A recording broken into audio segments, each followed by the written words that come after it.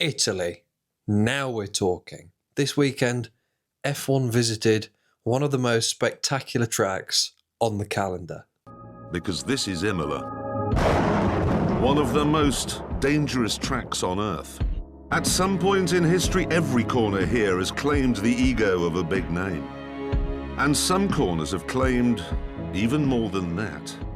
Or as Ted Kravitz put it in his little post-race drivelathon. 2025, possibly the last one, Emilia-Romagna Grand Prix of Made in Italy and of Emilia-Romagna here in Italy, in Imola now. Just 45 minutes outside of Bologna, the ancestral home of the new racing baby Jesus himself, Kimi Antonelli. And the home of course, spaghetti bolognese. I'll have spaghetti bolognese, please. Non esistono gli spaghetti alla bolognese.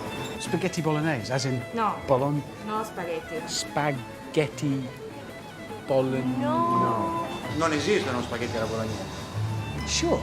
Spaghetti. No. Okay. While I think about it, go and join the Patreon, mainly because I've used so much F1 footage, they're probably going to have a mare about it, and I don't get really anything for producing these videos, and the Patreon's quite good. We get an extra episode of podcast a week. There's a few people over there, which is really nice, and they're all a good gang of people. So go and take a look, become a free member, and then decide what you're going to do. I think there's a chat that's open to free members. I can't remember. Anyway, back to whatever I'm talking about. This weekend had it all. A classic F1 track. He's going to be ahead of Schumacher in World Championship points at the end of the race, but there's a long, long way to go. 63-lap race. An interesting qualifying. Camera, look, did he do it? Did he roll? He did! Wow, it's almost reminiscent of Joe Guan Yu's crash in Silverstone a couple of years ago. A half-decent Ferrari performance. Some proper on-track battles. Dream, can he go around the outside and pinch the apex first? An Argentinian diplomatic incident. It's on the grass and... some fire. Ooh, I want to just burn a little bit. And a remarkable return to form from Maximum Attacken Verstappen. That doesn't really work, does it? Maximum Attacken Verstappen. No. So the race begins and we get to watch one of the most superb overtakes of the season so far. Into the first couple of corners, gets the job done. Unbelievable. Mainly because Red Bull decided to use the Japan setup for their rear wing. Ultra low drag, which just allowed Max to send it into the first corner, carrying so much more speed than everybody else. Up the inside of Piastri and fucks off into clean air. It seemed Piastri was actually shocked that Max made the move he did, because on the onboard you can see his head moving to the left for George, then to the right, and then after Max made the move, looking again into the right mirror as if to say, where the fuck did he come from? All while he was defending from George, who was trying to sneak right up his arsehole, and even Fernando looking to slip it up the inside of Russell. Home hero baby Jesus Kimi Antonelli actually did a sterling job defending from Lewis, obviously in his seat, for a good few laps. And all the Italian fans had an identity crisis when they were trying to determine who to support. We had a good couple of laps of battling between Norris and Russell, as Norris tried to claim third off George Russell, where he's just made his home for the season in third. He's sat in third for so long, he's got a bit of an arse groove going on. Over the course of the race, everybody was pretty well behaved. We saw some more on-track action between Williams and Ferrari. Sainz and Hamilton, and Albon chasing Leclerc.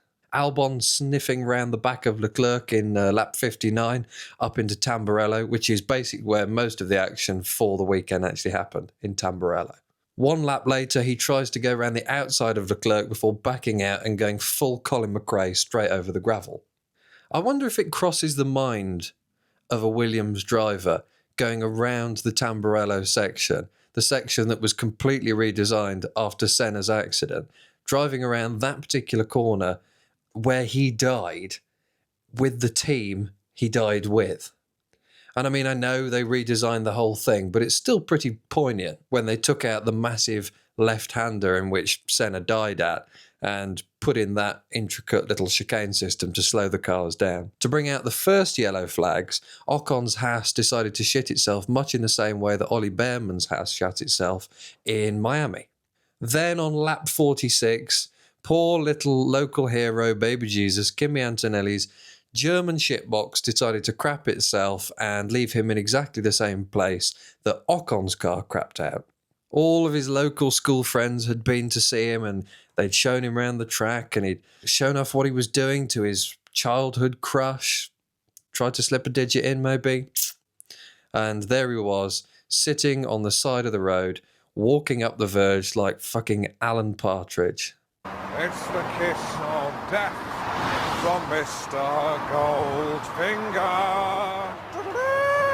This time, Kimi's car, shitting itself, brought out the safety car and everybody dived into the pits for a free pit stop, even if they'd pitted just before, like the majority of them had.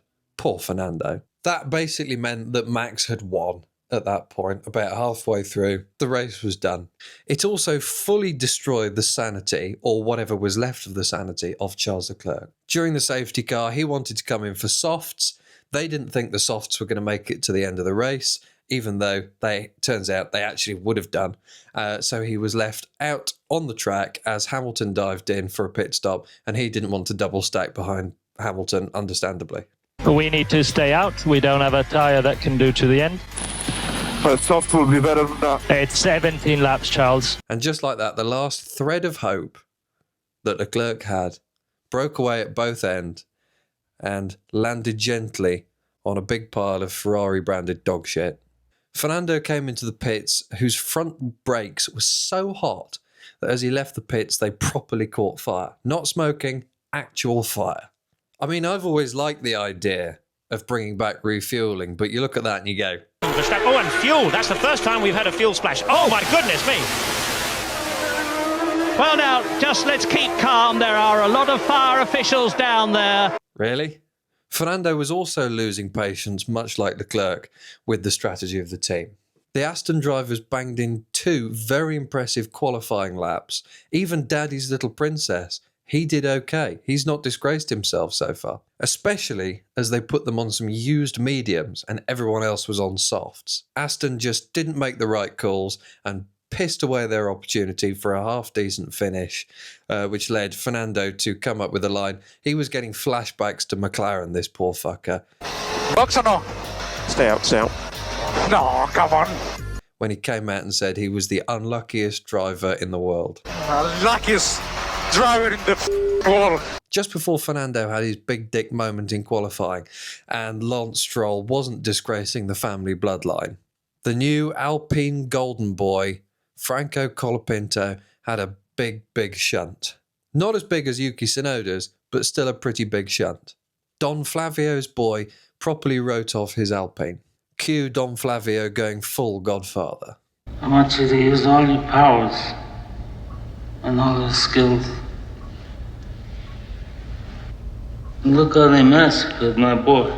On the subject of Franco Colapinto, it all kicked off. Formula Fakers, the F1 Twitter shitposting account that, fun enough, had a go at RPM for his F1 Academy misogyny, women in the workplace thing, they posted an image that made it look like Jack Doohan's father, Mick, was taking the piss out of Franco Colapinto's big shunt, with 3 laughing emojis and the words, very impressive. This was, of course, fake, but the Argentinian fans had a bit of a moment and dogpiled onto the Doohan family. So much so that they have recently had to hire security because they're getting a bit leery, the Franco Colapinto fans. Mainly because he is something of a big thing in Argentina, bit of a legend. And I mean, I can see why. I mean, there's nothing wrong with supporting your own nation's driver, especially if there's a big thing out there. There's nothing wrong in a bit of national pride and supporting your boy. They just took the joke a bit too far. They overdid it, like they did on their South Atlantic holiday in 1982. No. No.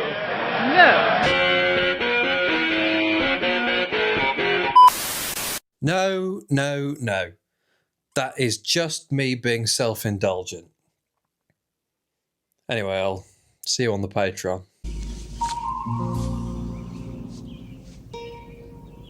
What the fuck is this piece of shit?